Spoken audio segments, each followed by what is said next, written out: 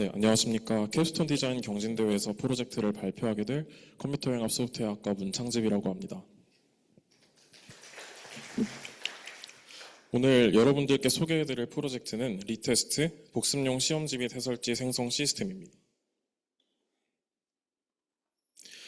일단 이 프로젝트는 일상적인 관찰에서 시작됐습니다. 학기 초에 본가에 갔을 때 수학 과외를 하시는 어머님께서 이제 무언가로 서재에서 지우개로 지우고 계시는 것을 발견을 했습니다. 그래서 이를 보면 깨달은 점이 디지털 기기가 발전했음에도 여전히 많은 사람들이 종이에 펜으로 문제를 푸는 것을 선호한다는 걸 깨달았고, 특히 수학처럼 계산이 필요한 과목에서는 더욱 그렇죠.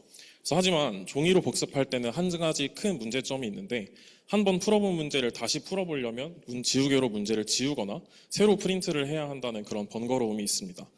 그래서 생각했던 게, 내가 복습하고 싶은 문제만 골라서 언제든지 깨끗한 상태로 프린트를 할 수 있다면 어떨까? 바로 이 아이디에서 시작된 프로젝트입니다.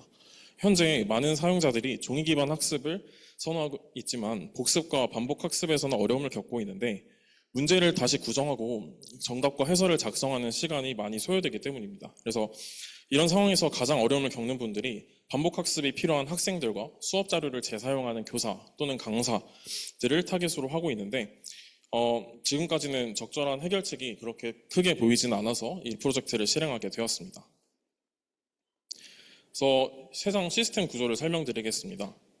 왼쪽에 있는 필기로나 낙서로 지저분해진 시험지가 리테스트라는 시스템을 들어가서 문제의 텍스트만 정확히 추출해낸 그런 오른쪽의 그림처럼 변하게 되는 게 저의 목표였습니다. 그래서 디지털과 아날로그 학습의 혼합 시대에서 반복 학습의 효율성을 향상시키는 게 이 프로젝트의 목표라고 볼 수 있겠습니다. 그래서 시스템의 구성 자체는 위쪽에 있는 그 구성으로 처음에는 계획을 했습니다.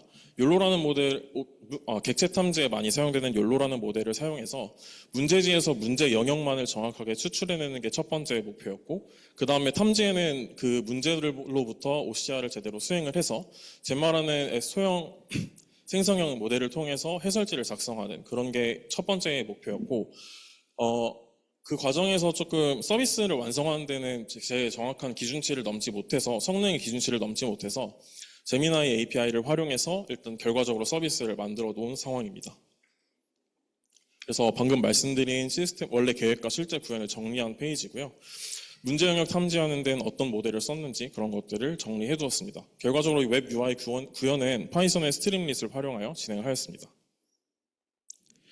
일단 그 개발한 환경으로는 RTX 3090을 사용하는 리눅스 서버를 사용을 했고요.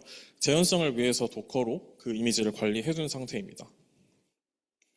일단 이 모델을 튜닝하기 위해서 사용한 데이터셋은 4가지가 있는데, 그 AI 허브에 있는 데이터셋 중에 문제의 일부를 캡처하고 그 다음에 그에 대한 텍스트를 정리해 놓은 데이터셋이 있었습니다.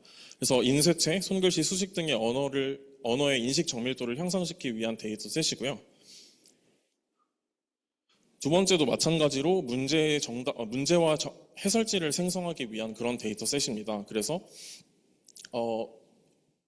OCR 모델 튜닝뿐만 아니라 생성형 AI의 그 해설지의 정확도를 향상시키기 위해서 사용한 데이터셋이라고 볼 수 있겠습니다. 네 번째로는 이렇게 문제와 해설지가 있을 때 문제 영역만을 탐지하는 데이터셋이었고, 각 데이터별로 그 모델에 맞는 형태로 변환시키는 그런 전처리 과정들을 진행했습니다. 그래서 데이터 전처리를 한 과정으로 라벨링이 이렇게 되어 있는 걸 시각화한 상황이고요. 문제와 그 정답지, 그 다음에 해설지를 각각 이렇게 다 따로따로 라벨링을 한 모습입니다. 그 다음에 이렇게 학습을 시켰고, 욜로 모델의 튜닝을 할 때에는 데이터 증강 옵션들을 많이 사용했는데, 일단 제가 준비한 데이터셋들이 다 하얀 배경의 인쇄체로만 구성되어 있는 데이터셋이었다 보니까 저희가 실제로 이 서비스를 사용하는 사용자들은 아까 처음에 보였던 이미지처럼 갱지를 촬영을 해서 사용하는 경우가 많았을 거라고 생각했습니다. 그래서 흐리게 하거나 아니면 왜곡을 주거나 그런 다양한 기법들을 사용을 했고, 그렇게 했을 때 라벨링이 진행된 모습을 이렇게 시각화해 두었습니다. 그 다음에 러닝 커브가 잘 만들어지면서 학습이 잘 되었고, 그래서 이렇게 학습된 모델로 객체 탐지를 했을 때 이런 모델이 들어가면 이 부분이 문제다라는 거를 잘 탐지를 해낸 모습입니다.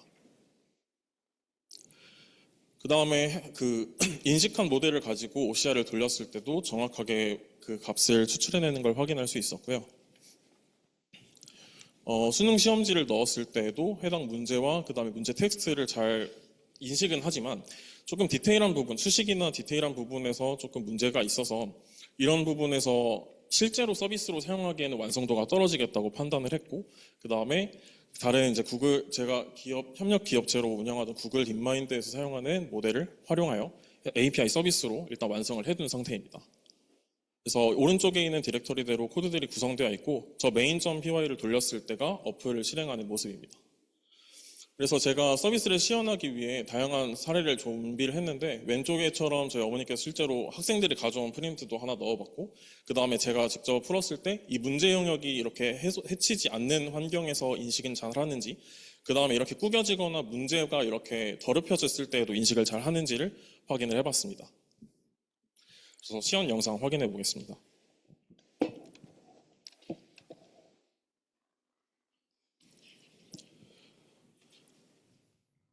일단 첫 번째 모델은 모델 자체를 시연하는 모습이고요.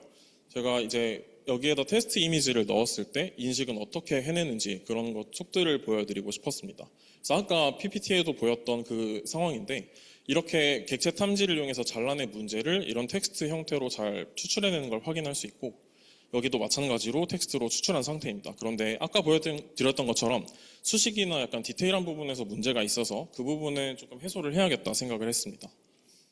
그리고 다른 데이터들을 이렇게 넣었을 때는 문제를 조금 잘 읽지 못하거나 이렇게 사진이랑 문제랑 다른 영역으로 각각 다른 영역으로 인식을 하는 문제점들이 있었습니다. 다른 테스트 이미지를 사용했을 때도 마찬가지로 아예 인식을 하지 못하는 그런 모습들을 보였습니다. 그래서 제가 실제로 이 서비스를 사용하게 되는 환경에 맞는 데이터셋을 구축해야겠다, 그런 아쉬움이 남고 있는 상황입니다.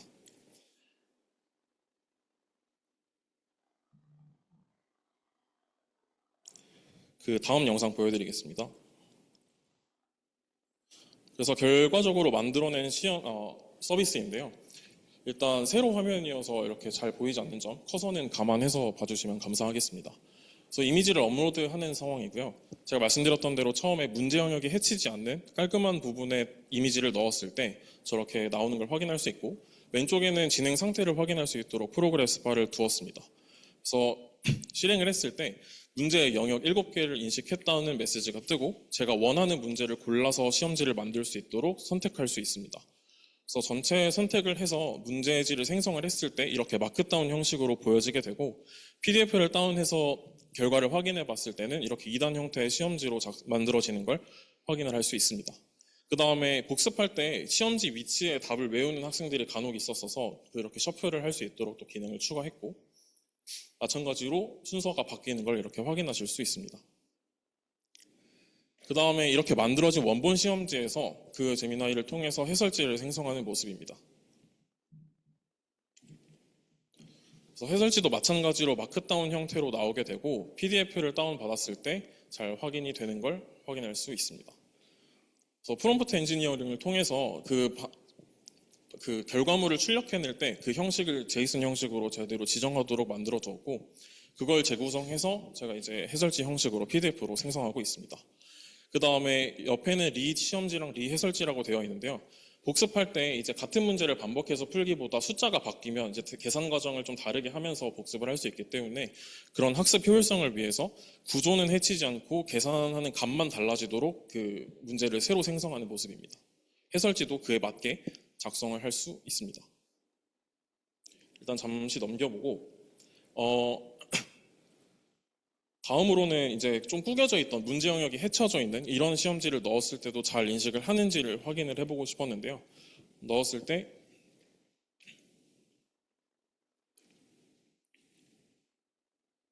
네, 똑같이 문제 인식은 잘 되는데, 아까 그 부분 문제로 되어 있는 것들은 각각 다른 문제로서 이렇게 출력을 해주는 걸 확인할 수 있었고, 선택한 결과로 PDF를 다운했을 때도 아까와 동일한 결과를 볼 수 있습니다. 이렇게 영상 시연을 마치도록 하겠습니다.